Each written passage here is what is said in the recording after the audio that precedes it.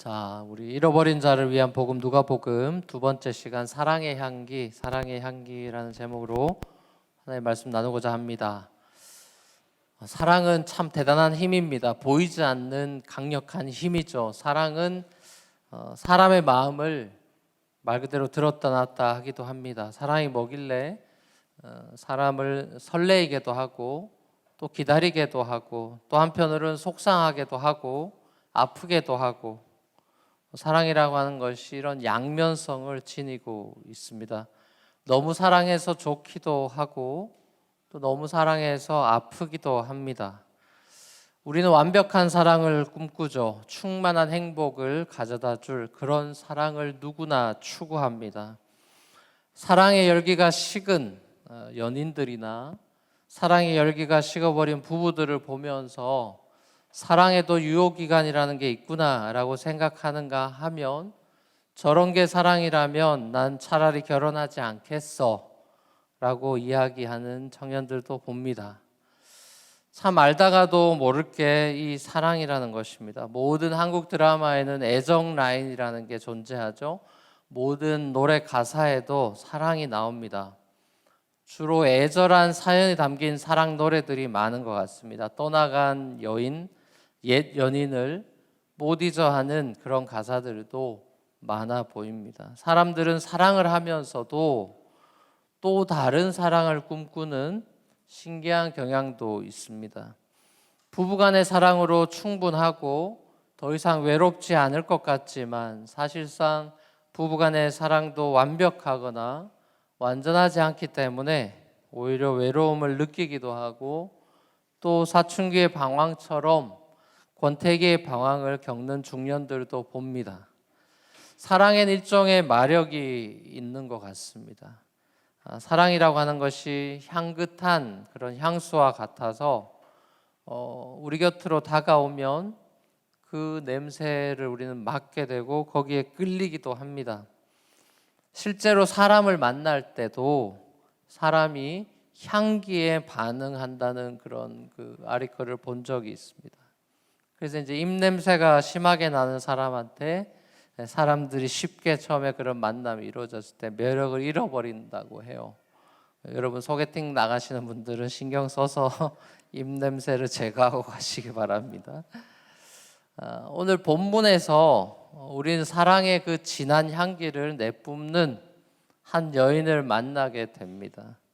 이 여인의 진한 사랑이 온 집안을 온통 향기로 가득 채워버렸습니다. 이 여인은 주위 사람들을 당혹스럽게 만드는 애정행각을 벌였습니다. 말 그대로 이때다 싶으면 머리 푸는 여자, 그런 강남 스타일 여자였습니다. 이 여인이 예수님 뒤편으로 조용히 와서 예수님 발 위에 눈물을 하염없이 흘렸고, 얼마나 많이 울었던지 예수님의 발이 수도꼭지에서 나오는 그 물에 젖은 것처럼 그렇게 젖어 있는 발을 자신의 이제는 머리카락으로 그 예수님의 발을 닦고 그 위에 입맞춤을 했습니다. 그리고 이제 마지막으로 이 여인이 그 향유를 그 발 위에 부었습니다. 이 당시에 이제 향유라는 것은 처녀들의 혼수용품이죠. 그러니까 앞으로 사랑해서 결혼하게 될 그 남편을 위해 준비해 놓는 아주 귀한 것이 향유옥합입니다. 이 향유옥합을 예수님 발 위에 부었다라는 것은 사실상 예수님께서 제 남편입니다라는 사랑 고백과도 같은 것이죠. 자, 그런데 문제가 있습니다. 문제가 있어요. 이 여인은 동네 사람이라면 누구나 알고 있는 너무나 유명한 죄인이었다라는 것이죠. 지상에서 가장 죄가 없으신, 아예 죄가 없으신 예수님과 그 동네에서 가장 죄가 많다고 여겨지는 이 여인이 한자리에서 애정행각을 펼치고 있는 너무나 어울리지 않는 조합입니다. 자, 그 장면을 바라보고 있던 바리새인이었던 시몬, 속으로 혼자 생각하죠. 쯧쯧하면서 저 죄 많은 여자가 지금 예수님께 무슨 행동을 하고 있는 거지? 예수 선생도 저렇게 죄 많은 여자가 저런 행동을 하는 것을, 접근하는 것을 내버려 두고 있다니, 사람의 마음을 다 안다고 그렇게 하는 예언자라면서 진짜 사람 마음을 다 아는 그런 예언자는 아닌가 보네라고 속으로 이 여인도 블레임하고 예수님도 블레임하는 시몬의 생각을 예수님이 간파하시고, 그런 생각 중에 있는 시몬을 향해서 예수님께서 비유로 하나 말씀을 해주십니다. 빚진 자가 두 사람이 있는데, 한 사람은 2달치 월급에 그 돈이 밀려 있고 근데 갚을 능력이 없고, 또 다른 한 사람은 2년치 월급만큼의 돈을 빌렸는데 갚을 능력이 없는데, 빚내준 사람이 그 두 사람의 빚을 전부 다 탕감해 줬다. 그러면 두 사람 중에서 누가 그 빚을 탕감해 준 사람을 사랑할 것 같냐라는 인트레스팅한 질문을 하셔서, 감사할 것 같냐가 아니라 사랑할 것 같냐라고 이렇게 질문을 하셨어요. 자, 그랬더니 당연히 2년치 월급만큼의 빚을 탕감받은 사람이겠죠. 그랬더니 그래 맞지. 이 여자를 봐봐라. 내가 너희 집에 들어왔을 때 시몬 너는 발 씻을 물도 안 줬다. 근데 이 여자는 눈물과 자신의 머리카락으로 내 발을 씻어줬다. 너는 내게 입맞춤의 그 정상적인 가장 기본적인 인사도 안 했는데 이 여자는 내 발에 계속해서 입을 여러 번 발에 맞췄다. 넌 내 머리 위에 올리브 기름도 안 발라줬는데, 이 당시에 이제 뜨거워서 방문객에게 올리브 기름을 많이 발라주죠. 머리 위에 너는 올리브 기름도 안 발라줬는데 이 여인은 값비싼 향유를 내 발에 부었다. 왜 그런 것 같냐? 시몬한테 물었어요. 왜 그런 것 같아? 비교하시면서 대조하면서 얘기를 하셨죠. 이 여자의 죄가 이미 다 사해졌다. 나를 너무 사랑해서 이 여자가 그런 거다. 나를 적게 사랑하는 사람은 나한테서 용서를 적게 받았다고 생각해서 그런 거야. 이런 말씀을 하셨어요. 예수님이 바리새인이었던 이 시몬에게, 시몬과 이 이름도 나오지 않는 무명의 여인의 태도를 비교하시면서 복음의 핵심인 용서와 사랑에 대해서 가르침을 그 집에서 시청가 교육을 하고 있는 것이죠. 한 사람을 바꾸고 또 세상을 바꾸는 그 복음의 능력, 우리 교회 오면 복음의 능력 이런 얘기를 많이 하는데, 능력이라는 단어를, 파워라는 말을 사람들은 좋아하고 그 능력이 있기를 원하는데, 한 사람을 바꾸고 세상을 바꿔주는 그 복음의 능력이라는 것이 다른 게 아니라 용서와 사랑이 그 방점이 찍힌다는 것을 오늘 이 에피소드가 이제 보여주고 있는 것이죠. 바리새인, 성경을 많이 알고 종교적인 틀에서 범생이처럼 살고 있는 시몬은 예수님을 냉대했고, 이 무명의 죄 많은 여인은 예수님을 환대했습니다. 사회적으로 경건한 사람으로 여겨졌던 시몬은 예수님과 접촉하지 못했고, 죄 많은 여인으로 낙인 찍혀버린 이 부정한 여인은 예수님과 접촉했습니다. 복음이 복음되기 위한 전제 조건을 오늘 본문에서 우리는 보는 것이죠. 복음의 시작 포인트가 어딘가? 복음의 시작은 죄에 대한 용서죠. 하나님께서 이 세상을 이처럼 사랑하신 그 하나님의 사랑의 시작은 용서였습니다. 자신이 지은 피조물인 인간들에게 배신을 당하고 하나님과 원수가 돼서 스스로 하나님 없이도 살 수 있고 하나님이 스스로가 되어서 살아가는 그 사람들을 그럼에도 불구하고 사랑하셔서 자신의 아들 예수 그리스도를 이 땅에 보낸 그 사건의 시작, 그것이 복음의 시작이죠.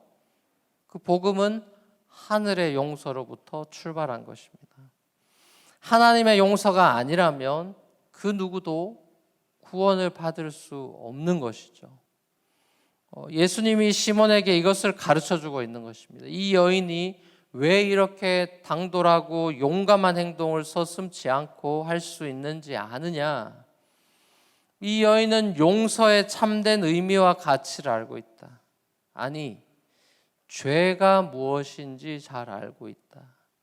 죄가 얼마나 하나님의 마음을 아프게 하는 것인지 이 여인은 뼈저리게 느끼고 있다. 이 여인은 마치 갚을 수 없던 2년치 월급을 탕감받은 그 감격과 기쁨을 맛본 것과 같다. 이런 비유를 하시는 것이죠. 그렇습니다. 복음은 우리가 기쁜 소식이라고 합니다. 감격스러운 소식이죠. 눈물로 예수님의 발을 닦을 수밖에 없는 소식이에요. 복음은 마치 뱅커가 나한테 찾아와서 내 학비 론을 도저히 갚을 능력이 내게 없을 때 그 갚아야 되는 총 금액의 체크를 나한테 써주고 가는 뱅크의 회장과 같습니다. 복음은 마치 내가 집 렌트비를 도저히 낼 수 없어서 1년치 렌트가 밀렸는데 랜드로드가 그 렌트비 안 받겠다고 그냥 공짜로 살아도 된다고 그거 다 탕감해 주겠다고 하는 것과 같은 것이죠. 맨하탄에 그런 랜드로드 있나요? 갑시다 우리. 그 집으로 갑시다.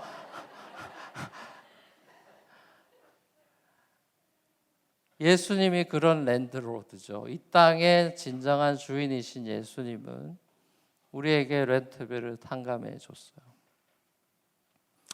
예수님이 우리가 하나님께 다 갚을 수 없는 그 죄의 어마어마한 빚을 당신의 십자가 보혈의 값으로, 피값으로 다 페이오프해 주셨습니다. 죄의 굴레에서 우리를 자유케 하시고 해방시켜 주셨어요. 하나님께서 우리에게 주신 이 선물, 은혜 중에 가장 큰 은혜는 용서의 은혜입니다. 우리의 모든 죄를 용서해 주셨습니다. 똑같은 죄에 대해서도 70번씩 7번 용서해 주시는 분이죠. 70번씩 7번 용서하는 것은 70번씩 7번 490번의 다른 사건을 용서해 주는 것이 아니라 똑같이 반복되는 헤비추얼한 그 씬에 대해서 70번씩 7번, 성경이 말한 7이라는 건 완전수니까 영원토록 용서해 주시겠다는 것이죠. 하나님은 지금도 저와 여러분들을 계속해서 용서해 주시고 계신 것입니다. 처음에 한번 죄를 용서해 주고 끝나는 것이 아니라 그 이후에 우리가 계속해서 반복해서 짓는 죄들에 대해서 우리가 주님 앞에 용서를 구하고 나아갈 때 한 번도 우리 리젝트하지 않고 계속해서 끊임없이 용서해 주시죠. 예수님께 발 씻을 물도 주지 않고 예수님께 입맞춤의 기본 인사도 드리지 않고 머리에 올리브유도 발라주지 않아도 정말 예수님께 우리가 정말 함부로 대하고 그런 행동들을 하면서 예수님을 냉대해도 예수님은 바리새인 시몬과 저와 여러분들을 용서해 주십니다. 예수님은 이미 시몬을 용서해 주셨으니까 그 집에 앉아 계신 거죠. 들어갈 때도 용서하셨고 그런 냉대를 하는 순간에도 네가 나를 뭘로 보고 VIP 대접 안 하고 이렇게 하냐고 그 자리를 박차고 나오시지 않고 그 집에 계속 그 냉대를 받으면서도 그 집에 있었습니다. 자, 그러나 그 용서의 그 은혜의 주님을 그 시몬은 몰라봤죠. 그 용서의 은혜를 시몬은 몰랐어요. 왜일까요? 왜 자기 눈앞에 살아계신 하나님이 사람이 되어 여기 와 있는데 그 종교인 시몬은 왜 하나님을 못 알아본 걸까요? 왜일까요? 예수님이 말씀해 주십니다. 왜 시몬이 못 알아봤는지. 시몬은 의인이었기 때문이랍니다. 시몬은 의인이었기 때문이래요. 예수님은 나는 의인을 부르러 온 것이 아니라 죄인을 불러 회개시키러 왔다 라고 말씀하셨는데 시몬은 의인이었습니다. 스스로 의롭게 여기는 self-righteousness의 사람이었습니다. 스스로 밀린 그 렌트비를 지불할 능력이 그래도 자기한테 남아있다고 악착같이 돈 벌면 된다고 주장하고 버티는 사람이고 스스로 학비론을 언젠간 갚을 수 있다고 굳게 믿는 사람이었습니다. 시몬은 자기 자신을 굳게 믿는 사람이었습니다. 결국 시몬과 오늘 본문의 무명의 여인에게서 우리는 믿음의 차이를 보는 것입니다. 복음서의 핵심이기도 하죠. 핵심 단어가 믿음이기도 하죠. 결국 이 바리새인 시몬과 여인에게서 믿음이라는 것이 뭔지를 보는 것입니다. 예수님은 여인의 믿음을 보시고 네 믿음이 너를 구원하였다라고 선포하셨습니다. 그럼 이 여인의 믿음은 뭘까요? 이 여인의 믿음은 무엇일까요? 자격 없는 내 힘이 아닌 오직 예수님의 힘으로, 오직 예수님의 은혜로, 나의 나된 것이 내 힘이 아니라 오직 하나님의 은혜라고 하는 그 진심의 고백이 눈물과 입맞춤과 향유를 붓는 행동으로 드러난 것이겠죠. 재밌는 사실은 오늘 본문에서 이 여인은 단 한마디도 말이 없습니다. 단 한마디 말도 나오지 않아요. 겸손한 사람은 말이 없죠. 묵묵히 행동만 할 뿐입니다. 교만한 사람은 시끄럽습니다. 이것이 문제다, 저것이 문제다, 말이 많습니다. 똑똑한 사람들이 그래서 똑똑한 사람들이 거의 대부분 교만한 것입니다. 부자가 천국 들어가는 게 약대가 바늘기로 들어가는 것보다 어렵다는 얘기가 바로 이 얘기입니다. 거의 불가능한 것이죠. 똑똑한 사람이 겸손하다는 것은 굉장히 생각보다 어려운 일입니다. 똑똑한 사람은 그래서 거의 대부분 교만합니다. 여러분 똑똑하시잖아요. 무슨 소리인지 아시겠죠, 여러분? 여러분 똑똑하시잖아요. 내가 다 알고 있다는 것입니다. 교만의 특징이 무엇입니까? 내가 다 알고 있다는 것. 네가 말 안 해도 내가 다 안다 이 소리입니다. 내가 이것도 해봤고 저것도 해봤는데 네가 그렇게 안 가르쳐줘도 내가 다 안다는 것입니다. 말은 많은데 예수님께 발 씻을 물을 주는 신앙의 기본도 시몬은 없죠. 예수님께 입 맞추는 예배의 기본도 없습니다. 예수님께 향유는커녕 올리브유를 드리는 헌신의 모습도 없어요. 그것도 아까워하는 사람입니다. 오늘날 교회 안에 말 많은 시몬이 넘쳐나고 있는 건 아닌지 걱정이 됩니다. 말 없이 주님 발 위에 향유를 아낌없이 붓는 향기 나는 헌신된 크리스찬을 사실상 찾기가 힘든 시대를 우리가 통과하고 있는지도 모르겠습니다. 복음의 감격이 교회 안에서 서서히 식어져 가는 것 같은 느낌은 저 혼자만의 착각일까요?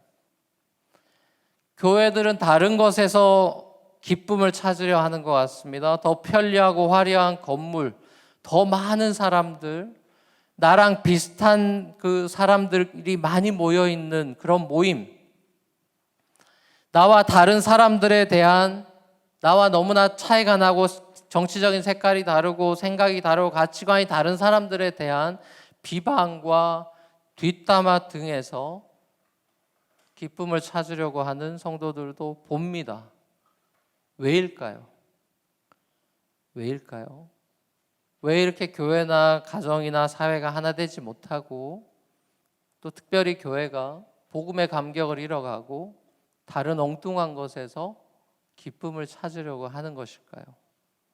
여러 가지 이유가 있겠지만 오늘 예수님의 말씀에 의하면 2년치 월급이 아니라 2달치 월급을 탕감받아서 그렇답니다. 자신의 죄의 크기가 작고 용서의 은혜의 크기도 그에 비례해서 작아서 그런 것이죠. 결국 자신이 작은 죄인, little sinner라고 생각하기 때문입니다.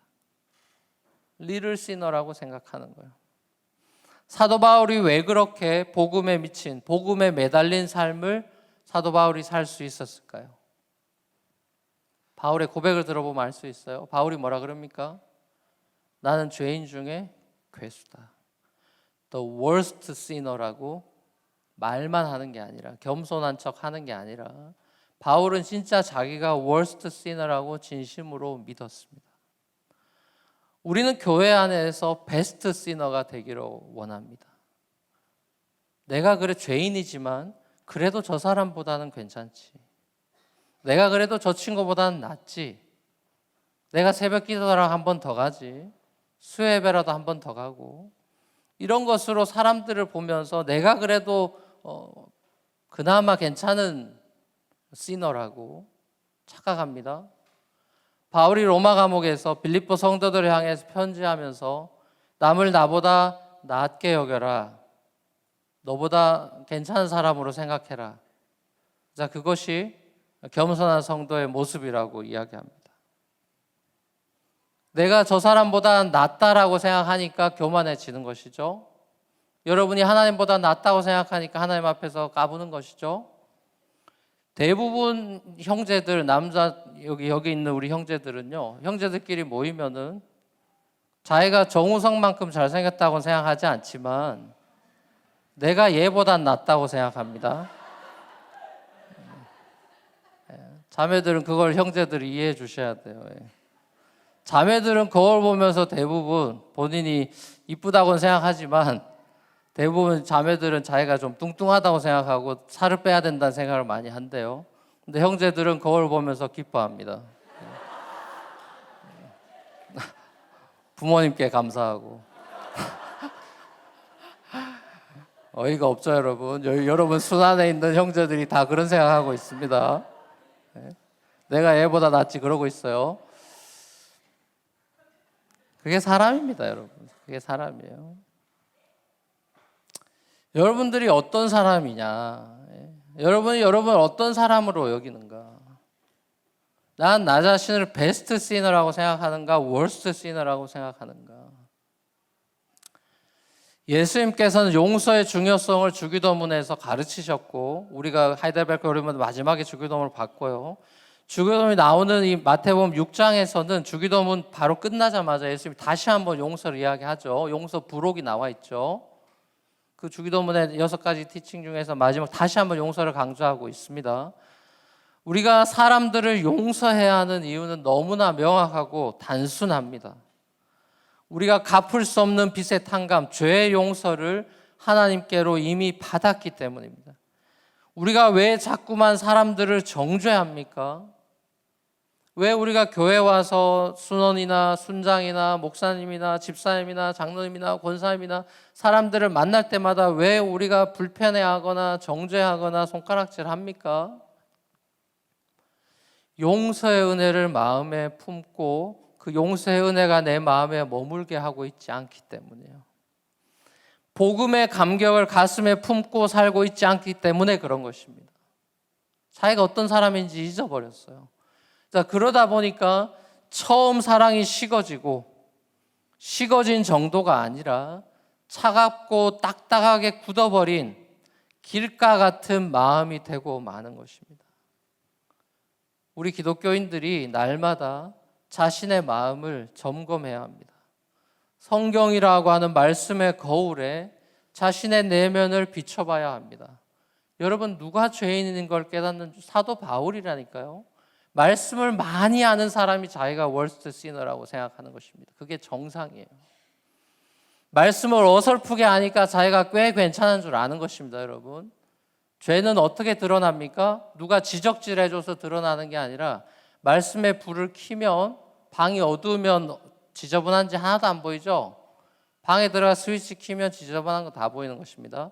말씀의 빛이 우리 마음에 들어오면 거기 앞에서 나 그래도 괜찮은 죄인이라고 까불 사람이 단 한 명도 없습니다, 여러분. 여러분들이 그만큼 성경 말씀에 대해서 여러분의 마음의 거울을 비추지 않고 있다는 증거입니다. 여러분, 내가 그래도 괜찮은 죄인이라고 생각한다는 그 자체가 이미 마음의 수위가 높아지고 있지는 않은지, 내가 하나님 앞에서 건방 떨고 있는 건 아닌지 말씀 앞에 서지 않으면 절대 여러분들이 겸손해질 수 없습니다. 사람들 앞에서는 겸손한 척 할 수 있어요. 그러나 하나님 앞에서 다 탄로나게 돼 있습니다. 우리 지난주에 봤던 씨 뿌리는 비유, 너무나 유명한 비유죠. 길가, 돌짝밭, 가시떨기, 옥토, 이 비유에서 결론으로 예수님이 이런 말씀을 하셨습니다. 그러므로 이러면서 어떻게 너희가 듣는지 삼가 조심해라. 어떻게 너희가 지금 내 말을 듣고 있는지 살펴봐라라는 말씀으로 씨 뿌리는 비유의 결론이 납니다. 그러니까 그 말씀의 컨텐츠가 물론 그것도 중요하겠지만 그 컨텐츠를 어떤 마음으로 듣고 있느냐. 지금 이 세팅에서도 설교 말씀 똑같은 본문 똑같이 듣고 있는데 여기에는 길가도 있고 돌짝밭도 있고 가시떨기도 있고 옥토도 있어요. 저 그래서 경험적으로 또 알아요. 12년 동안 여러분들을 대상으로 설교하면서 저도 마찬가지고 어떤 마음으로 이 본문을 뭐 처음 보는 것도 아니고 저도 수백 번 본 본문인데 내가 이 본문 알고 있어. 그런 얘기가 아니라 한 번 알아서 되는 것 같으면 우리가 왜 이러고 있습니까, 여러분? 제가 수백 번 설교를 해도 똑같은 본문 가지고 여전히 제게는 이 말씀의 거울이 다가오면 여전히 저는 시몬같이 무명 여인 같아 보이질 않아요. 제가 단 한 번도 이 본문을 보면서 그래 내가 이 무명의 여인이지라고 생각해 본 적이 없어요. 제가 시몬 같은 거요. 너무 길티 필링이 느껴집니다. 특히 목사는 말하고 살아야 되는 사람인데 말만 하고 행동이 없는 것 같아서 너무 말이 많은 것 같아서 사실 안식을 지난 3개월 안식했던 것도 설교 좀 안 하려고 안식을 한 거예요. 너무 말만 많이 하고 저 자신을 돌아볼 시간이 없으니까. 예수님의 말씀처럼 여러분들이 어떻게 주님의 말씀을 듣고 있는지 내 마음의 밭은 어떤지 여러분들이 날마다 점검해 봐야 합니다. 여러분에게 예수님은 어떤 분이십니까? 오늘 본문에 나오는 이 죄 많은 여인처럼 예수님과의 처음 사랑, 그 은혜의 물결이 여러분 가슴 속에 흐르는 강물처럼 흐르고 있습니까? 아니면 모두가 자기 자신을 향해서 손가락질 할 때 예수님은 손가락질 하지 않고 자기를 받아주시고 용서해 주신 것이 너무나 감사해서 예수님을 너무 사랑하게 된 이 여인의 주님을 향한 헌신과 그 사랑이 여러분 안에 있습니까? 예수님은 비탄감 비유에서도 이 비탄감 받은 사람이 빚준 사람한테 감사한다는 표현 대신 사랑한다는 표현을 썼다고 제가 서두에 말씀드렸죠. 누가 더 감사하겠느냐가 아니라 누가 더 사랑하겠느냐라고 시몬에게 물으셨습니다. 히브리 개념에서는 예수님 시대의 주이시 개념에서는 감사와 사랑은 동의어기 때문에 그렇게 월드 플레이를 하신 것입니다. 누가 더 감사하겠냐 말씀하셔도 되는데 누가 더 사랑하겠느냐라고 동의어를 유사어를 쓰신 거죠. 주님으로부터 죄사함과 구원의 은혜를 받은 사람의 마땅한 반응은 감사입니다. 주님의 그리스도인을 향한 예수님의 그리스도인을 향한 사랑의 90%는 용서이고 그리스도인의 주님을 향한 사랑의 90%는 감사입니다. 시편 50편 말씀처럼 감사가 하나님을 영화롭게 하는 것입니다. 감사는 말로만 하는 것은 아닐 거예요. 예수님의 발을 씻기고 입 맞추고 값비싼 향유를 부어드리는 헌신까지가 감사입니다. 여인이 예수님의 발을 눈물로 씻고 그 발에 입 맞추고 향유를 부었다면 예수님은 그 죄 많은 여인의 삶에 당신의 피를 부으셨습니다. 눈물뿐만 아니라 피를 부으셨어요. 향유옥합뿐만 아니라 자기 자신을 부으셨습니다. 십자가에서 그 여인을 용서하신 것을 확증해 주셨고 이 여인은 그 예수님의 피로 완전히 깨끗함을 받았습니다. 사랑하는 우리 뉴프론티어 교회 젊은이 여러분, 저와 여러분들이 바로 이 무명의 여인처럼 말없이 향기를 내뿜는 그 지역을 향기나게 해버리는 사랑의 행동을 할 수 있는 감사의 헌신이 있는 그런 그리스도이면 좋겠습니다. 예수님의 십자가 은혜에 감격하고 감사로 반응해서 말이 아니라 행동으로 주님께 헌신하는 그런 무명의 그리스도인이 되었으면 좋겠습니다. 죽어도 주를 위해 살아도 주를 위해 살아가는 그리스도를 정말 뜨겁게 사랑하고 그리스도가 사랑하는 그 사람들을 그리스도의 그 겸손한 마음으로 사랑하고 용서하는 참된 예수의 제자로 살아가는 우리 뉴프런트 교회 모든 성도님들과 제가 될 수 있기를 우리 주 예수 그리스도 이름으로 간절히 축원합니다.